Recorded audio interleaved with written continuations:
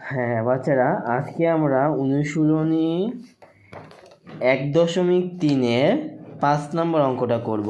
তো আমাদের এখানে প্রশ্ন দেওয়া আছে, কোনো বৃহত্তম সংখ্যা দ্বারা 100 এবং 184কে ভাগ করলে প্রত্যেকবার ভাগশেষ 4 থাকবে। আচ্ছা, আমরা একটা জিনিস মনে রাখবো, যখনই আমাদের বৃহত্তম সংখ্যা বের করতে বলবে তখন আমাদের গসাগু করতে হবে, আর যখনই ক্ষুদ্রতম সংখ্যা বলবো তখন আমাদের লসাগু করতে হবে। যেহেতু এখানে আমাদের বলছে বৃহত্তম সংখ্যা তাহলে ভাগ করলে 100 এবং 184 ভাগ করলে প্রত্যেক ভাগশেষ 4 থাকে, তাহলে আমাদের কী করতে হবে, এই 100 থেকে 4 বিয়োগ করতে হবে এবং 184 থেকে 4 বিয়োগ করে যে সংখ্যা দুটো আসবে ওই দুটোর সংখ্যা গসাগু বের করলে আমরা বৃহত্তম সংখ্যাটা বের করতে। চলো আমরা অঙ্কের মাধ্যমে শিখে আসি।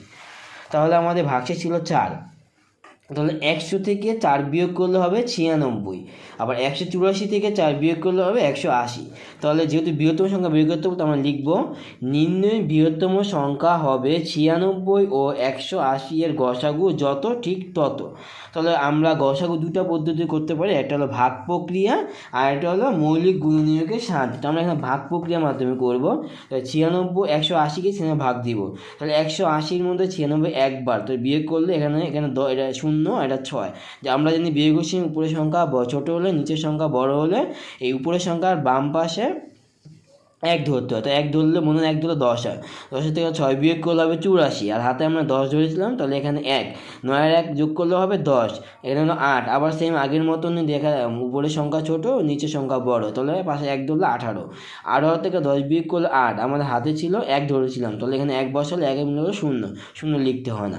এখানে যেসব আমরা জানি ভাগ প্রক্রিয়া, এখানে যে ভাগশেষটা থাকবে সেটাকে আবার এই যে এখানে যে সংখ্যাটা থাকবে 96 সেটা ভাগ দিব, তাহলে 84, 96 ভাগ 84, 84 96 একবার যাবে, তাহলে এখানে 6 থেকে 4 বিয়োগ করলে 2, আর 9 থেকে 8 বিয়োগ করলে 1, তাহলে 12। এই 12কে আমরা আগে যে ভাগশেষ ছিল 84 ওটা ভাগ দিব, তাহলে আমরা জানি 7 12 84, 7 দুগুণে 14, হাতে 1, 7 একে 7, তাহলে 8।